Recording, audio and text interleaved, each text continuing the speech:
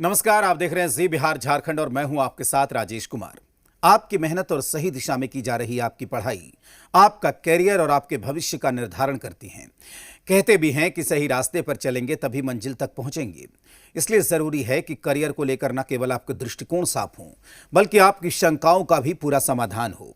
हमने देखा भी है कि अक्सर युवाओं के सामने कई तरह के रास्ते होते हैं और ऐसे वक्त में यूथ के सामने बड़ी दुविधा रहती है कि कौन सा रास्ता चुना जाए। जो रास्ता हमने चुना है उस पर कामयाबी पाने के लिए कौन सी रणनीति अपनाएं। यकीन मानिए, अगर आप ईमानदारी से प्रयास करेंगे तो ऐसी कोई मंजिल नहीं जिसे आप हासिल ना कर पाएं। और इस सिलसिले में हम लेकर आए हैं आपके लिए कैरियर कॉर्नर।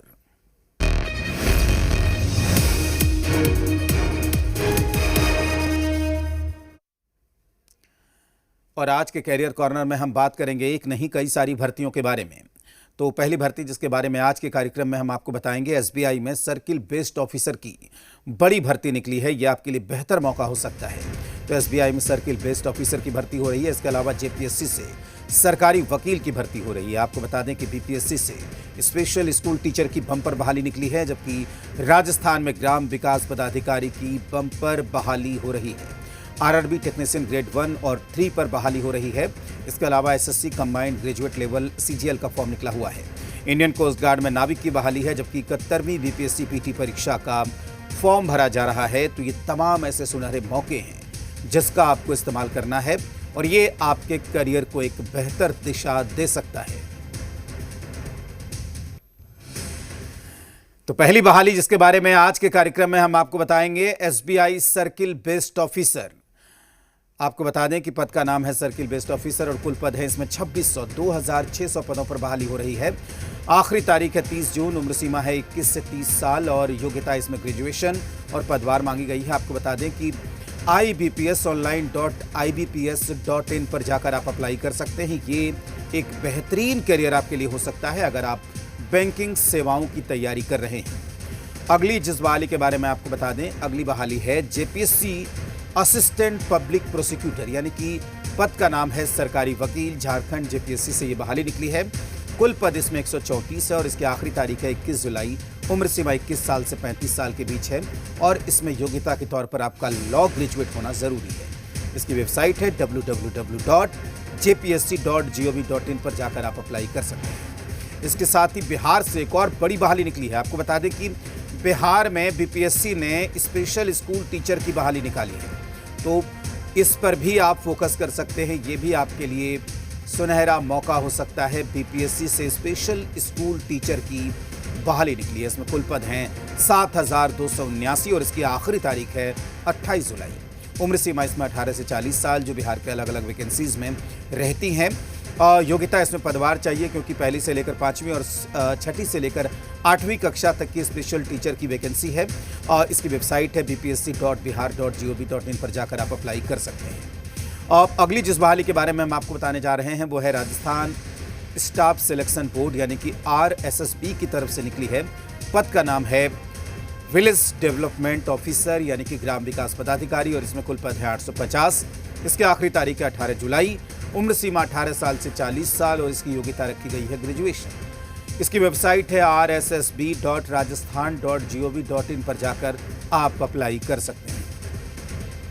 अगली बहाली रेलवे से है। आपको बता दें कि अगली जिस बहाली की बात कर रहे हैं, railway RRB technician grade 1 and grade 3 के पदों पर बहाली निकली है टेक्नीशियन और इसमें कुल पद हैं 6180।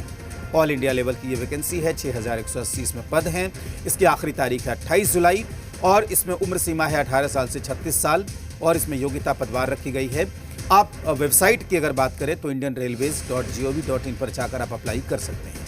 एक और बड़ी परीक्षा, एक और बड़ा form, SSC combined graduate level CGL 2025 का फॉर्म निकला हुआ है। अब इसमें अधिकारी वर्ग और अन्य वर्ग के अलग अलग पदों की परीक्षाएं होती हैं। बड़ी बहाली है, बड़ा पद होता है और लाखों छात्र हर साल इसकी परीक्षा देते हैं। इस परीक्षा को पास करना चाहते हैं। 14,582 पद हैं और इसकी आखिरी तारीख है 4 जुलाई। उम्र सीमा 18 साल से 32 साल और योग्यता इसकी ग्रेजुएशन है। ssc.gov.in पर जाकर आप अप्लाई कर सकते हैं। एक और अच्छी परीक्षा इंडियन कोस्ट गार्ड आईसीजी की।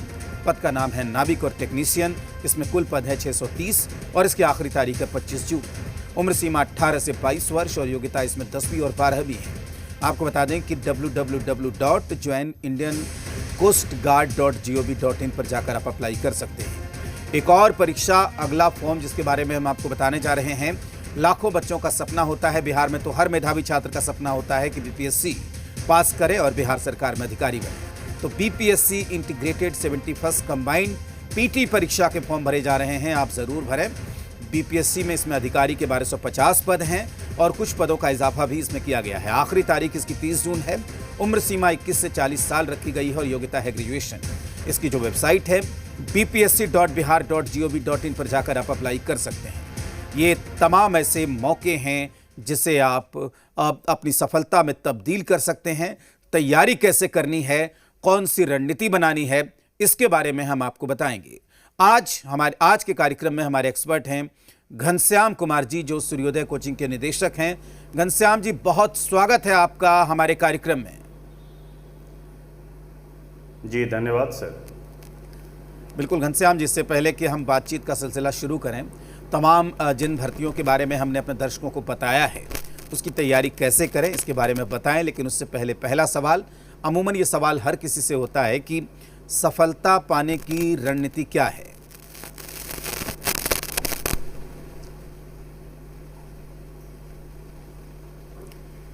घनश्याम जी, आप सुन पा रहे हैं? सफलता पाने की रणनीति क्या है? जी मैं सुन पा रहा हूँ सर आपको। आमतौर पे मैं अपने स्टूडेंट से ये कहा करता हूँ कि जब आप यहाँ हैं तो आपने एक लक्ष्य तय किया है, आप अपने संकल्प को निश्चित करें और संकल्प के प्रति स्वयं को जोड़ते हुए तमाम संभावनाओं पर विचार करें और निरंतर प्रयास करते हुए अपने लक्ष्य को प्राप्त करें। बिल्कुल, ये निरंतरता की जो बात आपने की, ये सबसे बड़ा मूल मंत्र है। कामयाबी का सबसे बड़ा हथियार निरंतरता है, उसके बाद आपकी मेहनत है। तो घनश्याम जी, पहला सवाल, जो पहली बहाली है वो है एसबीआई सर्किल बेस्ड ऑफिसर। ये इसमें भी अच्छे खासे पद में देख रहा हूँ, 2600 पदों पर बहाली निकली है। बैंकिंग सेवा में जो जाना चाहते हैं उनको क्या तकनीक अपनानी चाहिए इसमें? आज के समय में सर, जहाँ तक मैं देख पा रहा हूँ अपने संस्थान में छात्रों को और बाकी इस तरह से, जो बैंकिंग क्षेत्र में जो संभावनाएं हैं, जो फ्यूचर है आने वाले समय के लिए और अभी के लिए जो फ्यूचर है, बहुत ही बेहतरीन है। और बैंकिंग क्षेत्र में जो कुछ सिलेबस हमारे सामने मौजूद है, ये सिलेबस में कोई बहुत ज़्यादा बदलाव भी नहीं होता है बार बार। और ऐसे में हमारे लिए ये ज़रूरी है कि हम बैंकिंग क्षेत्र से जुड़े हुए जो सिलेबस हैं, उन सिलेबस का अध्ययन हम अच्छे तरीके से करें और यह प्रयास करें कि जो हमारा अध्ययन रेगुलर नियमित रूप से चल रहा है, उसको लेकर हम निरंतर प्रैक्टिस करते रहें। प्रैक्टिस करें, खास तौर पर जिस तरह के एग्ज़ाम को लेकर हम तैयार हो रहे हैं, उस तरह के एग्ज़ाम को ध्यान में रखते हुए पर्टिकुलर तरीके से हम उसकी प्रैक्टिस करें। और लगातार अगर हम इस तरह से अभ्यास करेंगे, अगर हमें किसी तरह का तकनीकी तौर पर दिक्कत होता है नियमित प्रैक्टिस करने में, तो हम किसी मेंटर्स के माध्यम से जो है हम उन दिक्कतों को ख़त्म कर सकते हैं। और इस तरह से अगर मन से लगातार हम प्रयास करेंगे तो निश्चित रूप से बैंकिंग क्षेत्र एक बेहतरीन सेवा क्षेत्र है और बड़ी संभावनाओं का क्षेत्र है। जिस विद्यार्थी ने भी इस तरह की संभावना को लेकर मन में विचार लाया है, एक मजबूत संकल्प के साथ एक निश्चित रूप से ठोस प्रयास करें और निरंतर प्रयास करें, एक अच्छा भविष्य है और एक अच्छा बेहतरीन संभावनाएं के साथ है। घनश्याम जी, टाइम का जो फंडा होता है बैंकिंग की परीक्षाओं में, लोग जानते हुए भी छोड़कर चले आते हैं, कहते हैं कि वक्त नहीं मिला, तो उसको कैसे मैनेज करें? टाइम मैनेज कैसे करें? जी बिल्कुल, एग्ज़ाम में टाइम मैनेजमेंट एक बहुत बड़ा पॉइंट है। और अक्सर स्टूडेंट को हम इस बात को लेकर देखते हैं कि मैं जानता तो था लेकिन मुझसे ये क्वेश्चन नहीं हो पाया, काश थोड़े और समय मिल जाते तो शायद मैं बेहतर बना पाता, बेहतर कर पाता। तो इस संबंध में मेरी राय यह होगी कि स्टूडेंट को जब प्रैक्टिस करने का जब समय होता है उनके पास, तो उनको ये ध्यान देने की ज़रूरत है कि कम से कम 2 से 3 फेज में किसी भी क्वेश्चन सेट को सॉल्व करने का एक अभ्यास बनाए। पहले फेज में यह कोशिश करें कि जिस क्वेश्चन को लेकर हमारी पकड़ और समझ अच्छी है उस पर ध्यान दें। फिर दूसरे फेज में जो है, जो उससे कम समझ वाली चीज़ है, जिसको हम कम समझ पा रहे हैं, उस पर ध्यान दें। और तीसरे फेज में उन कठिन प्रश्नों की ओर जाएं जो कि हमारे लिए सबसे अधिक कठिन लग रहा है, और जहाँ लग रहा है कि शायद मेरी समझ से बाहर है या ऐसा हो सकता है, वो अंतिम है और उसमें हम एक तुक्के वाली एक प्रयास कर सकते हैं। लेकिन जहाँ हमारी अच्छी पकड़ है उसको लेकर के हम बेहतर प्रयास करें और अच्छी वातावरण में प्रयास करें, न कि अपने आप को एक स्ट्रेस में ला लें, अपने आप को परेशान कर दें और किसी एक प्रश्न पर हम अटक करके बाकी के प्रश्नों को छोड़ दें। ऐसा करने से हमें बचना चाहिए। इसीलिए 2 से 3 फेज में हमें अभ्यास करते रहना चाहिए। इसके अलावे हमें अभ्यास करते समय, जब हम घर में अभ्यास कर रहे हों या किसी संस्थान में, तो हमें यह ध्यान देना चाहिए कि जो समय सीमा है उस समय सीमा का अभ्यास शुरू से करते रहें। अगर हम शुरू से करते रहेंगे, कोशिश करें कि कम से कम 10 से 12% समय जो है अपने पास रिजर्व रखने का प्रयास करें। अगर यह प्रयास रखेंगे तो एग्जाम में करीब करीब हम सही दिशा में रहेंगे और हम उन सभी प्रश्न पर पकड़ बना सकते हैं जिसका ज्ञान मुझे है और वो छूट नहीं सकता। इतना तय सवाल आना ही जरूरी नहीं है। और अगर ऐसा सबसे बड़ा होता है सवाल तो है निश्चित रूप से बेहतर है। बिल्कुल कि आप टाइम मैनेज करें, OMR सीट भरना चाहें और उसके बाद जो बाकी रिक्वायरमेंट होती है वो भी आप फुलफिल करें, क्योंकि उसी दौरान आपको ये सारे काम भी करने हैं। घनश्याम जी, जो अगली बहाली है वो है JPSC में, और बिल्कुल बिल्कुल मैं आ रहा हूँ। घनश्याम जी, जो अगली बहाली है वो है JPSC असिस्टेंट पब्लिक प्रोसिक्यूटर, यानी कि ये बहुत कम बहाली निकलती है। झारखंड में सरकारी वकील की वैकेंसी है और देश भर में इतने सारे लॉ कॉलेज हैं, कई बच्चे चाहते हैं क्योंकि अच्छा पद होता है सरकारी वकील का। तो ये किस तरह का एग्ज़ाम है ये? सबसे पहले तो सर, जो आज के समय में लोग सामान्य सेवा क्षेत्र के अलावे जो कमीशन के क्षेत्र में जाना चाहते हैं, इसके अलावे मैं यह देख रहा हूं कि लॉ के क्षेत्र को लेकर के स्टूडेंट्स काफ़ी रुचि रखते हैं। और यह बहुत ज़रूरी हो जाता है कि अगर इस तरह की संभावनाएं और मौके ऐसे स्टूडेंट के सामने हों तो ये निश्चित रूप से और बेहतर तरीके से तैयारी करने और लगातार उत्सुक रहकर आगे बढ़ने का एक अच्छा अवसर है। और जहाँ तक झारखंड में इस तरह की बहाली को लेकर के है, मैं निश्चित रूप से ये कहना चाहूँगा कि ऐसे स्टूडेंट जो इस दिशा में अपना अध्ययन रखे हैं, लॉ से ग्रेजुएट हैं, उनके लिए एक अच्छी संभावना है। वो मन से इसके नोटिफिकेशन को देखें और उसके लिए तय समय के दायरे में एक अच्छे अनुभव के साथ आगे बढ़े, तो मैं समझता हूँ कि एक बेहतरीन प्रयास और सफलता हाथ आएगी और देश और राष्ट्र की सेवा में भी अच्छा योगदान होगा। बिल्कुल अच्छा। घनश्याम जी, बिहार में क्या हो रहा है? घनश्याम जी, बिहार में क्या हो रहा है कि शिक्षक की बहाली बहुत निकल रही है, और देखिए इस बार भी एक शिक्षक की बड़ी बहाली निकली हुई है। BPSC ने निकाली है बिहार स्पेशल स्कूल टीचर की बहाली, जिसमें कुल पद हैं 7,279। तो ये किस तरीके का एग्जाम है और इसकी तैयारी कैसे करें? बहुत बेहतरीन है सर। मैं ये कहना चाहूँगा कि एक बिहार ने दशकों तक इस कमी को झेला है, और आज जब यह इस तरह की संभावना सामने आया है तो जो भी अभ्यर्थी इस दिशा में अपने भविष्य की तलाश कर रहे हैं, शैक्षणिक क्षेत्र में अपने भविष्य की तलाश कर रहे हैं, निश्चित रूप से उनके लिए बहुत ही उचित समय है कि वो पूरे मन से प्रयास करें और प्रत्येक एग्ज़ाम के अपने अपने नोटिफिकेशन, उनके अपने अपने जो भी शेड्यूल है, उन सब चीज़ों का अध्ययन करें और उसके मुताबिक प्रयास करें तय समय में। और बेहतर विकल्प है आज के समय में बिहार में शैक्षणिक क्षेत्र में और शिक्षा क्षेत्र में जो इनको रुचि है उनके लिए अच्छा है। चूंकि ये स्पेशल कैटेगरी है, इसलिए इसमें इस तरीके की प्रतियोगिता भी नहीं होगी, उतना कंपटीशन भी नहीं होगा, क्योंकि ये स्पेशल कैटेगरी है। स्पेशल डिग्री जिसके पास होगी वही इसमें अप्लाई कर सकते हैं। तो ये उनके लिए एक बेहतरीन मौका होगा कि वो इस मौके को कैश करें। बिल्कुल बिल्कुल बिल्कुल बिल्कुल। ठीक है घनश्याम जी, अगली बहाली एक बहुत महत्वपूर्ण बहाली है, वो है रेलवे में टेक्नीशियन की बहाली निकली है, ग्रेड 1 और ग्रेड 3। तो 6,180 पद हैं, हालांकि लाखों फॉर्म भरे जाते हैं। अब इसके बारे में क्या कहेंगे, ये किस तरीके की नौकरी है? मुझे लगता है कि रेलवे के क्षेत्र में रुचि रखने वाले के लिए जो लोग यह मन में एक ख्वाहिश लेकर चलता है कि मुझे रेलवे में सेवा देना है, रेलवे में नौकरी पाना है, उनके लिए बहुत बड़ी चुनौतियों का सामना ना करते हुए एक नियमित सजगता और अभ्यास के साथ एक अच्छे विकल्प को प्राप्त करने का एक बढ़िया अवसर है। उन्हें करना चाहिए और पूरी उत्सुकता के साथ करना चाहिए। उन्हें सिलेबस देखना चाहिए और अच्छे तरीके से प्रयास करते हुए बढ़ना चाहिए। ठीक, घनश्याम जी, एक अब उस बहाली की बात करेंगे। देश भर के लाखों मेधावी बच्चों का ये सपना होता है कि वो SSC कंबाइंड ग्रेजुएट लेवल को पास करें। उसके फॉर्म भरे जा रहे हैं पद भी इसमें अच्छे खासे हैं, 14,582। इसके बारे में क्या कहेंगे? अगर जिसको पास करना है, चूँकि 2 चरणों में एग्ज़ाम होता है, तो वो किस तरीके से इसको करें? देश में लाखों बच्चों का एक सपना होता है सीजीएल के एग्ज़ाम को पास करने का और एग्ज़ाम के बाद देश की सेवा में योगदान देने का।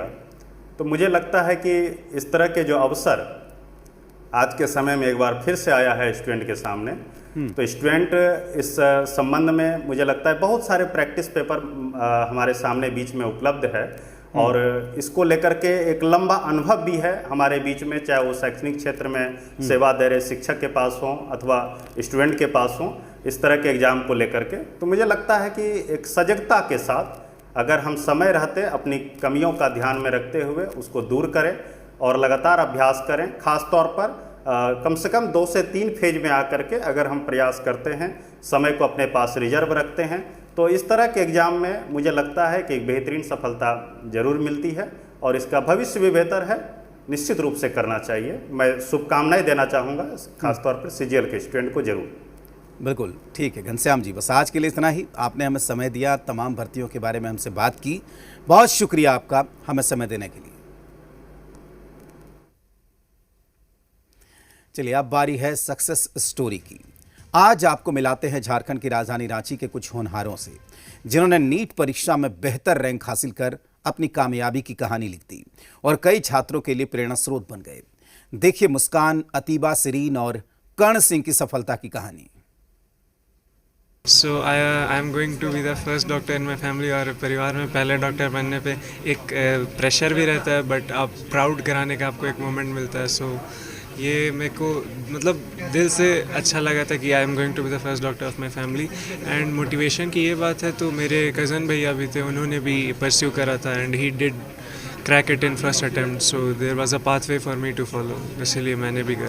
डॉक्टर बनने का सपना खुद का है या मम्मी पापा के सपनों को उनका अपना सपना बनाया? ये सपना हम दोनों का मिला ही जुला है, बट हाँ मम्मी पापा के सपने को अपने आप से जिया और मुझे भी इस चीज़ का शौक़ हो गया और हाँ आज यहाँ पे हैं तो निकल गया अच्छा एग्जामिनेशन। मेरा इस प्रोफेशन में आने का मेन गोल है कि सर्व करना है और ये भी है कि मेरे फैमिली में भी बाकी जो फीमेल कज़न्स हैं उनको इतना आगे जाने का ये नहीं मिला है, बट मेरे पापा बहुत सपोर्ट किए हैं। बहुत फैमिली में हुआ है कि इतने टाइम से कर रही है, छोड़ दीजिए वगैरह वगैरह, लेकिन मेरे पापा वाज लाइक कि नहीं इसे डॉक्टर तो बनाना ही, ये बन जाएगी। तो वही है और मेरा मोटिव है कि अच्छे से सर्व करे कंट्री को। और डॉक्टर एक अच्छा प्रोफेशन है क्योंकि उसमें मतलब लोगों के लिए होता है मेन, पैसा तो वो तो सेकेंडरी है। बहुत ज़्यादा घर का भी याद आता था, लेकिन पढ़ाई भी वैसे ही करते थे। मम्मी पापा का भी सपोर्ट बहुत ज़्यादा था। अपने गांव से पहले डॉक्टर हैं आप, कैसा महसूस हो रहा है? बहुत अच्छा लग रहा है, बहुत प्राउड भी फील हो रहा है कि मम्मी पापा का नाम रोशन किया है। गांव में डॉक्टर्स की ज़्यादा व्यवस्था फैसिलिटीज़ नहीं होती है, उद्देश्य क्या है, मोटिव क्या है, तो डॉक्टर बनकर किस तरीके से काम करना है? सबका सेवा करना चाहते हैं। मम्मी पापा भी यही बोलते हैं कि मतलब कि सबका सेवा करने के लिए डॉक्टर बनना है, ज़्यादा पैसा कमाने के लिए पीछे नहीं भागना है।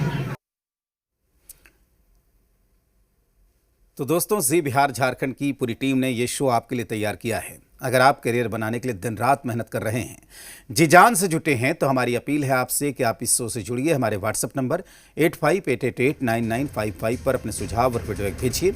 और आपके मन में भी करियर को लेकर अगर कोई सवाल है तो आप हमसे पूछिए, हम आपके सवाल एक्सपर्ट तक पहुंचाएंगे।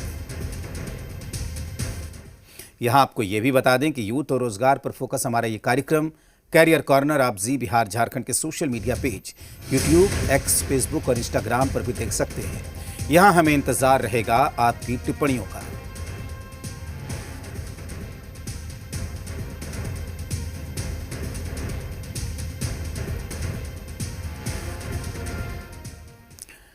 तो आज के लिए बस इतना ही। उम्मीद है कि आपको हमारी ये कोशिश पसंद आई होगी। अगले हफ्ते शनिवार को ठीक 5 बजे कैरियर कॉर्नर लेकर हम फिर आपके बीच में आएंगे। तब तक के लिए नमस्कार। लेकिन चलते चलते वक्त हो चला है कोट ऑफ द वीक का। तो भारत के पूर्व राष्ट्रपति एपीजे अब्दुल कलाम ने कहा था कि पढ़ाई में कभी चूक न करना, क्योंकि यही वो कुंजी है जो आपके सपनों के ताले खोल देगी।